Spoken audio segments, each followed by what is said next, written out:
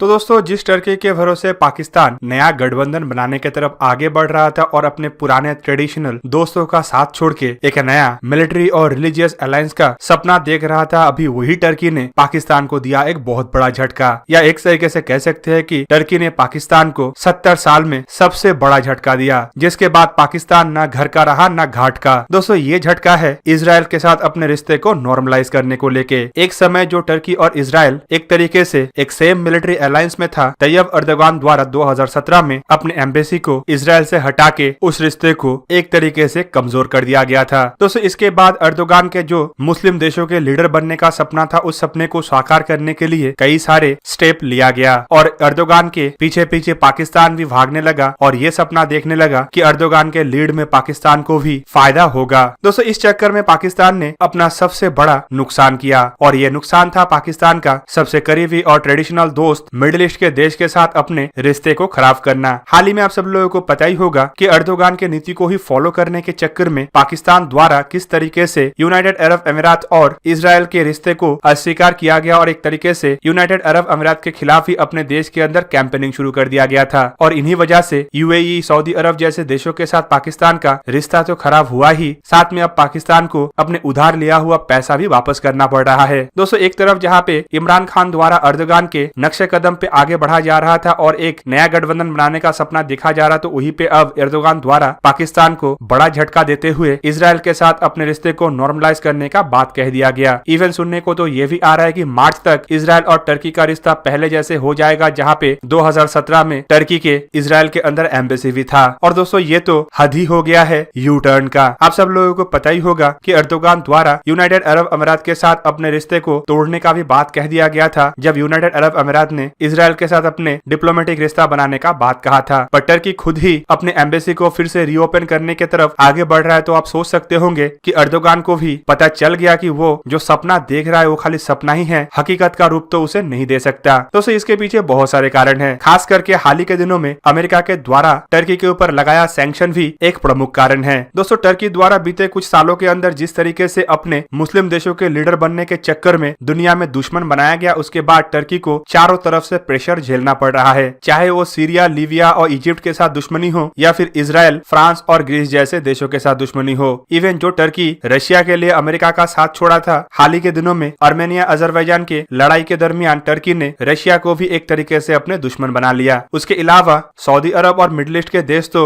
Already Turkey के हरकतों से परेशान हो चुका था, जबकि भारत विरोधी बयान देते हुए टर्की भारत का भी गुड बुक से बाहर निकल चुका है। और अब चारों तरफ से टर्की को जिस तरीके से प्रेशराइज किया गया है, उससे टर्की का इकोनॉमी एक तरीके से चरमरा गया है। और ऊपर से हाल ही में अमेरिका का सैंक्शन टर्की और आगे झेल नहीं पाएगा बोल के अब फिर से इन देशों के गुड बुक्स में आने के लिए सबसे पहले इजराइल के साथ ही रिश्ता नॉर्मलाइज कर रहा है। लेकिन दोस्तों, टर्की तो अपने इन बाहर भी आ जाएगा और इन देशों के द्वारा शायद टर्की के साथ फिर से रिश्ते को नॉर्मल कर लिया जाएगा। लेकिन पाकिस्तान का होगा क्या? जो पाकिस्तान सपना देख के रखा था कि वो अर्दोगान के साथ साथ अर्दोगान के नक्शे कदम पे आगे बढ़ेगा, उस पाकिस्तान के हाथ में अब ना टर्की रहा और ना ही यूनाइटेड अरब अमीरात या अन्य मिडिल ईस्ट के देश, ना ही उसे उधार देने के लिए कोई बचा है और ना ही अब डिप्लोमेटिक सपोर्ट के लिए कोई देश खुल के पाकिस्तान के साथ आगे आएगा। तो दोस्तों, ये था आज का वीडियो। अगर आपको वीडियो अच्छा लगा तो इसे लाइक कीजिए और मेरे चैनल को सब्सक्राइब कीजिए और साथ में बना हुआ बेल आइकन को भी प्रेस कर दीजिए ताकि आप मेरा वीडियो देख पाए सबसे पहले। जय हिंद।